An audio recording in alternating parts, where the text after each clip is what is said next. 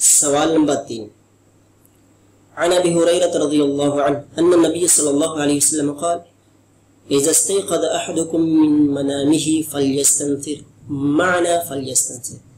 یہ حدیث ہے ابو ہریرہ رضی اللہ عنہ سے مروی ہے کہ رسول اللہ صلی اللہ علیہ وسلم فرمایا کہ تم میں سے جب کوئی نیند سے اٹھے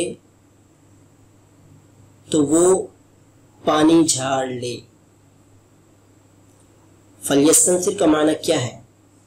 ان 3 آپشنوں میں یہ چیز آپ سے پوچھی جا رہی ہے.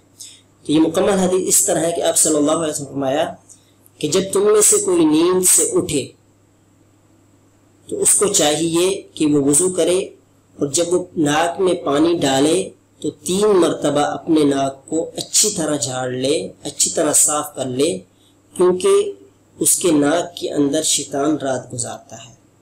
یہ آپ صلی اللہ علیہ وسلم نے ایک سنت بتائی کہ جب آپ نیند سے اٹھو تو اچھی طرح اپنے ناک کو صاف کر لو، یعنی 3 دفعہ پانی چڑھا کر اچھی طرح اس کو پانی کو جھاڑ لیں تاکہ ساری گندگی وغیرہ صاف ہو جائے.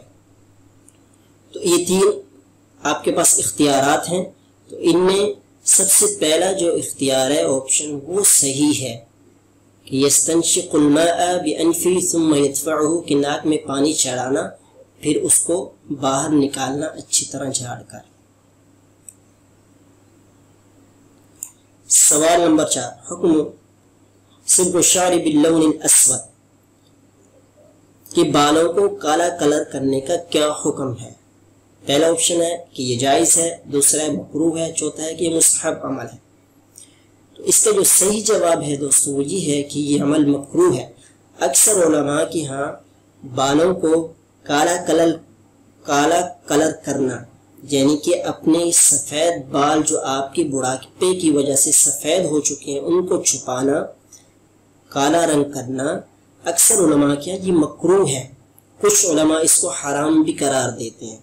اور آپ صلی اللہ علیہ وسلم نے فرمایا کہ آخری زمانے میں کچھ ایسے لوگ آئیں گے جو اپنے بالوں کو کالا رنگ دیں گے اور وہ لوگ جنت کی خوشبو تک کو نہیں پا سکیں گے. جی ہاں دوستو، اللہ کے نبی صلی اللہ علیہ وسلم نے اس کام سے منع کیا ہے. تو ہمیں چاہیے کہ یہ عمل چاہے مکروہ ہو یا کچھ علماء کیا یہ حرام ہو، ہمیں اس عمل سے بچنا چاہیے.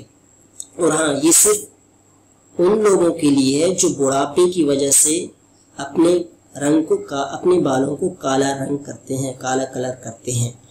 ہاں جو جوان ہے اور جن کے بال کسی بیماری کی وجہ سے سفید ہو چکے ہیں یا کوئی اور وجہ سے، تو وہ اپنے بالوں کو کالا رنگ کر سکتے ہیں کیونکہ وہ اپنے بڑھاپے کو چھپانے کے لیے نہیں کر رہے ایسا.